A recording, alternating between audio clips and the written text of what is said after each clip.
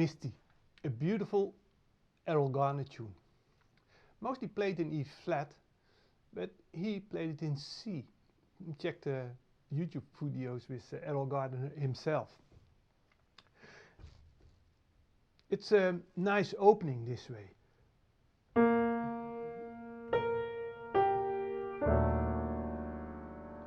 And I think of two chords, E flat, 1/5 of E flat, and a D chord on top. Some people think about a diminished chord. It's just how you call the upper structure. For me it's easy to remember a half step down, E flat and D, and it works fine.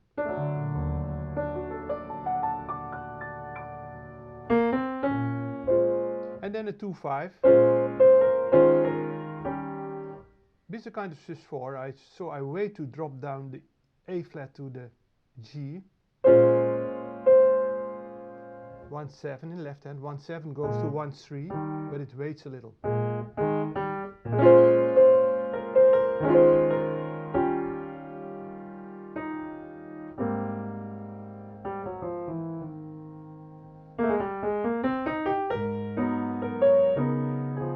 A little bit the same. And now A flat to D flat.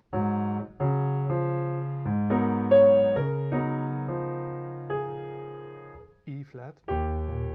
And I make a low sound, so it's a wide sound, but I have to fill the gap in the middle. See? With big hands you can play it in one, or with smaller hands in the pedal.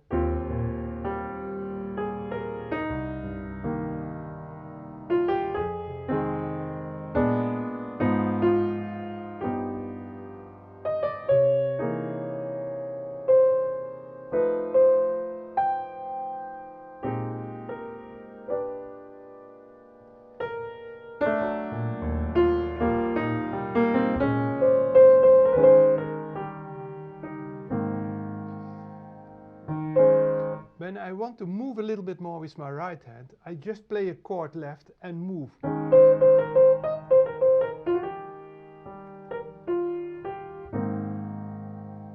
When I don't move so much, sometimes I let my left hand do something extra, or I play a chord divided in two hands.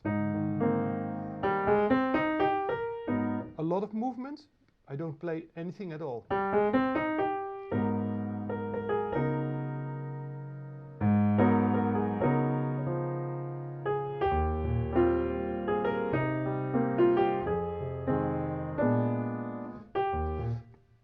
A very classical way of playing is divide a melody and a bass and then fill the middle.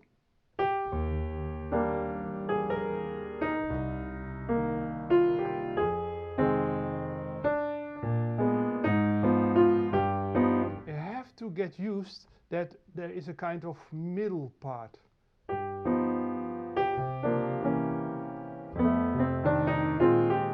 So a bass, a melody, and chords in the middle.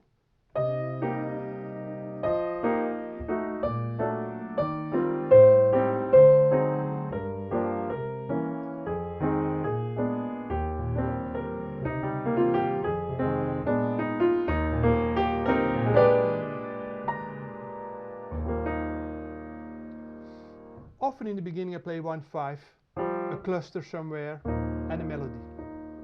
Then we are already in the B part.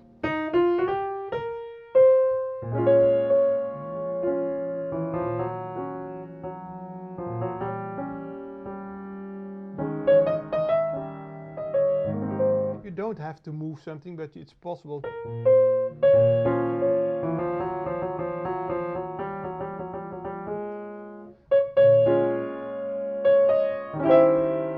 Kind of C chord on E flat makes it a flat 9 with a 13 or 6.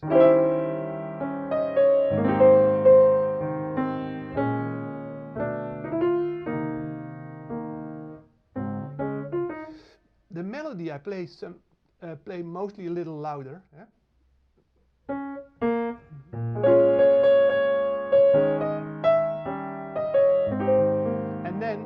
some melodies in between. A little softer.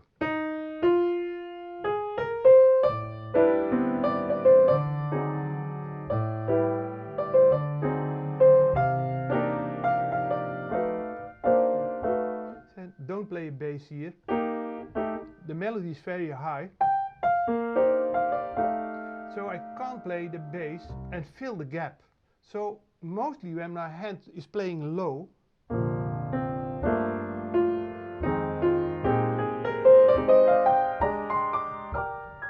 so my hand moves together, like there is a little wire between the hands, or I put it in the pedal as make a big sound in the pedal when you want to have a more orchestral sound. So the B part again.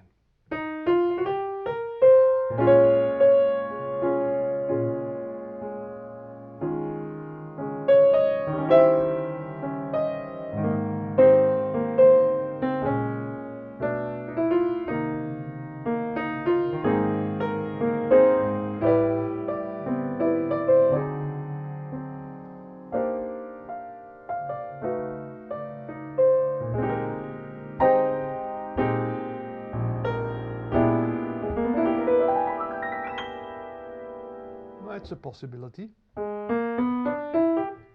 2 parts. Very pianistic.